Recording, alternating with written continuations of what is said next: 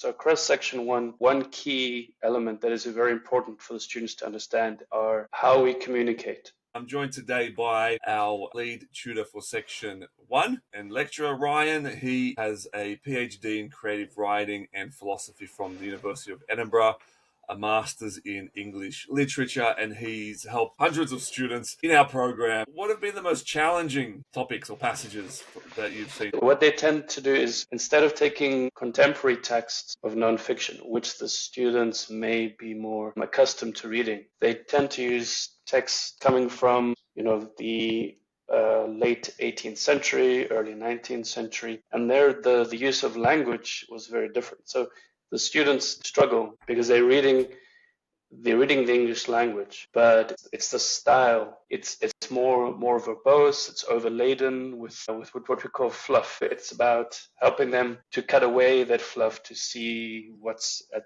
the core. What are some of the question types? What section 1 in particular is trying to test is students' levels of empathy. What often happens is students will read the passage and they go, "Oh, I understand it." But they understand this surface level meaning of what's going on. But then there's the deeper meaning of what are the author's intentions. And that's what the questions are about. There tend to be questions about what does the author mean by such and such? What does the tone and the mood? It's all about communication. So across section 1, one key element that is very important for the students to understand are how we communicate, verbally and also non-verbally. And in those texts that you see, you're reading for both verbal and non-verbal communication. And you are expected to interpret those nuances within a narrative. So across section 1, in all the different topics, it's all about communication, from cartoons to nonfiction to poetry.